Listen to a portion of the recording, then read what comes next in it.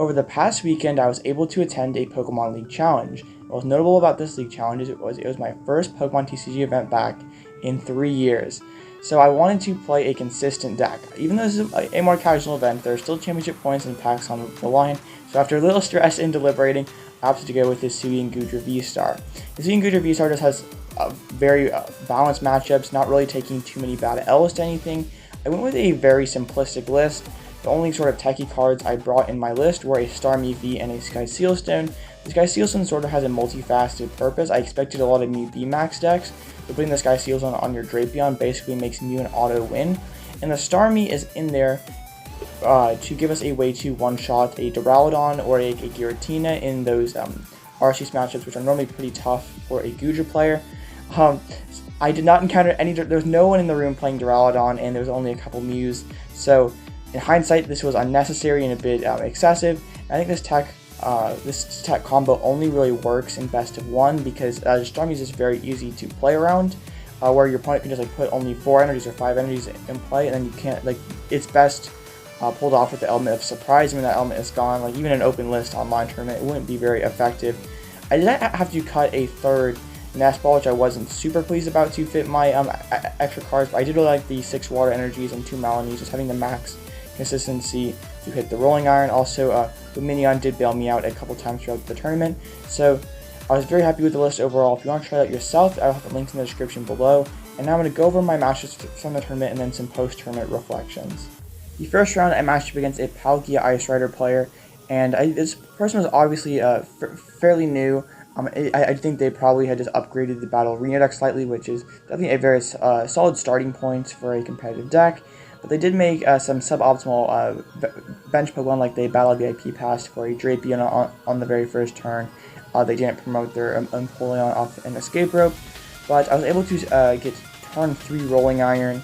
And just in general, in the Palkia matchup, there's not a whole lot that the Palkia player can do because my bench doesn't have to be terribly large, and I'm two-shotting them, and they're not even two-shotting me back.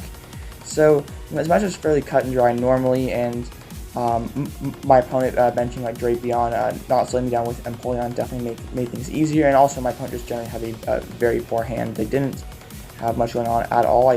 They finally drew a Judge on like turn 4 or something, but by then I'd taken almost 4 prize cards, so it was too late. So started out the tournament 1-0 with a dub over Ice Rider Palkia.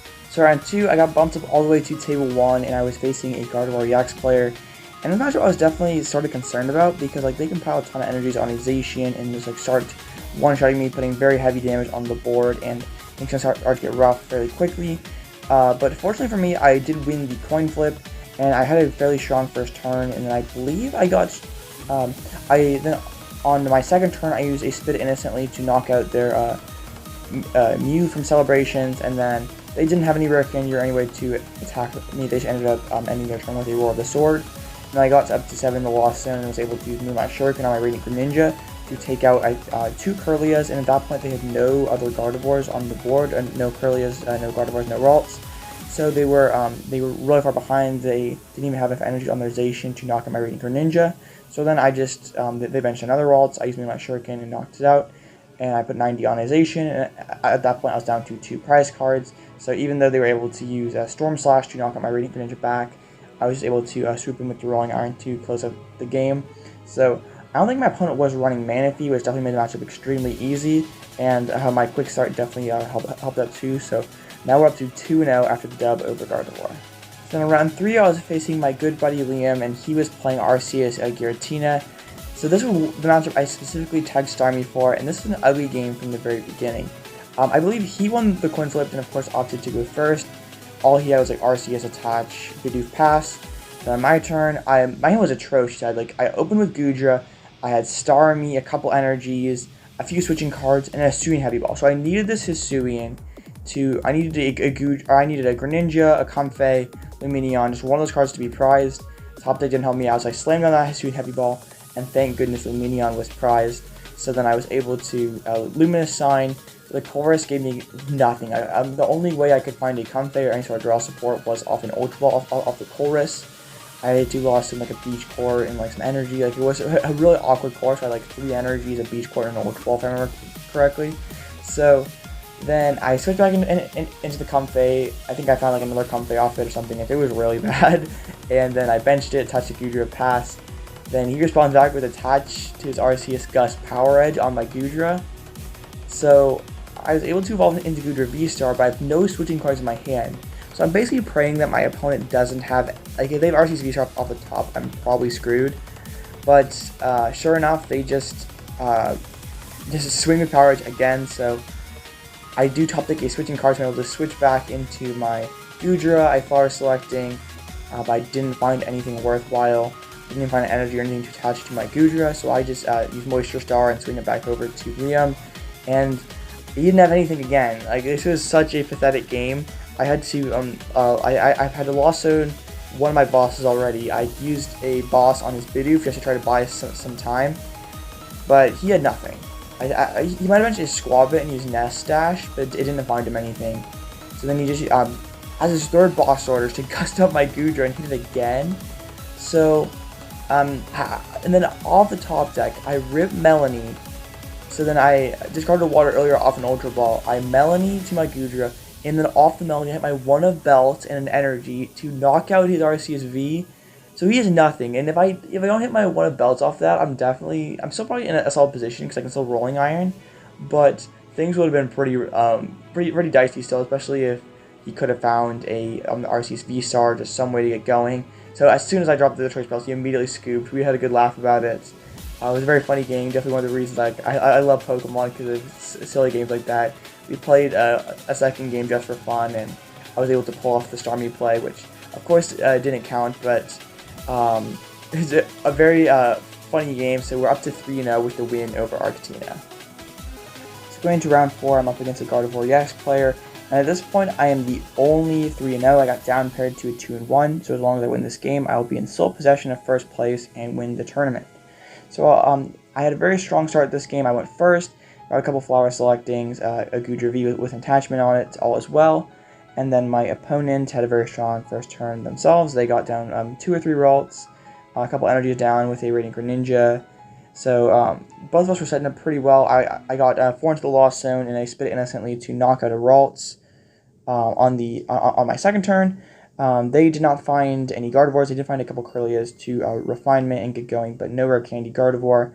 So I was able to get the turn 3 Rolling Iron on a Zacian, if I remember correctly. And then I don't think they had a Respond attack back. I think they retreated back into their Radiant Greninja and passed.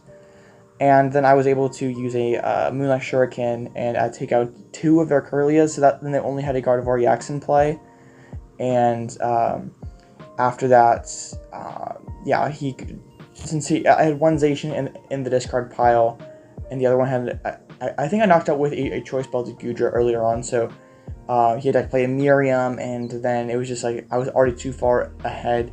After the game, he showed me that his Manaphy was prized, so I was like free snipe those Kirlias, so I managed to go 4-0, win the tournament, which was pretty special to go back to a place where I used to play Pokemon cards a lot back in the day and see some people I hadn't seen in a long time, and it was my first event as a master, so it was pretty cool to take the dub. Pretty nice list. The deck basically ran flawlessly aside from the one hiccup round 3, which we still managed to work through. I think Goodra's a pretty forgiving deck, though. It can work through the bricks sometimes just because Rolling Iron and Moisture Starters allow you to stick around in games longer than you should sometimes. But yeah, overall it was a great event, and I was definitely very happy that I went. So now for the post-tournament thoughts. I apologize for the sort of low-quality video. I'm going to try to improve my setup if that involves selling off part of my collection. I definitely am very passionate about all this content creation, YouTube stuff, but this was just a pretty cool experience for me, going back to playing real-life cards, something I hadn't done in 3 years. That before everything shut down, I had qualified for the World Championships in 2021, and then when things started up again, I wasn't able to attend, which was just pretty frustrating for me. I was just pretty devastated personally, because something that I felt I had worked hard for had been taken away from me, and it just didn't make sense. It wasn't practical to go, so I just couldn't go. But looking back on it, just like the way the human brain works is when things are going well, the brain doesn't want to change anything. Like when like if we're comfortable with our current circumstances, even if we're not doing we're not doing things right, if it feels good to us, the human brain wants to keep going. We don't want to change it. Even if that parallels to Pokemon, where we're playing a deck, as long as we're winning more times than we're losing, you don't usually change a whole lot. So I just think I'm grateful the way that things played out the way they did, because I can say for certain that this channel would not exist. I just don't think I just feel like God used this moment in my life to make me a stronger Christian, to just make me more passionate and more hungry to succeed at Pokemon. And I don't think this channel would be here, honestly, if I win Student World Championships in London, which is kind of a funny thing to think about. But how I got through those like sort of tough times where I was like, my value was, as a person, like, I started playing Pokemon when I was like 9 years old. Like, I've been doing it for a very long time now, and like my value as a human being is like, I'm a Pokemon player. I'm as valuable as I'm as good as I did. My personal value is how I did in my most recent tournament, basically. Like, if I won the whole thing, went 9-0, I was good. I was valuable. But then, like, when there's no Pokemon, there's nothing to, like, this is like my foundation of who I am, and then that's gone. So I feel like I sort of learned that you are not meaningful because you have a lot of subscribers, you have a lot of followers, that you're good at Pokemon, that you make a lot of money, that you get good grades, that you are valuable because you are a child of God, and that He loves, that the Heavenly Father loves you the same every day. He's the same yesterday, tomorrow, it's all the same. And that just really helped me, that it doesn't matter how well I do at Pokemon, that it's just a side thing that I'm blessed to be able to do and succeed at. And you're probably wondering, like, James, why are you going off on all this stuff? Like, what does it have to do with Pokemon? But I feel like God has put me in this position where He's given me a platform, He's given me viewers and given me talents, and I want to be able to use those to generally spread His word and change people's lives. And I don't care whether I have a million views or 1 view. This is who I am, and this is what I'm gonna say. So it helped me get through the hard parts, the tough times recently in my life. That surely there's someone out there that this message would sort of help, and I was hoping that whoever needs this will hopefully find them. But thank you guys for getting through all this whole video. I appreciate you guys so much. I'm going to continue to work hard every single day. I'm going to try to get back to uploading daily again, improving the setup, all the great things. I love each and every single one of you guys, and thank you for the support, and I'll catch you in the next one.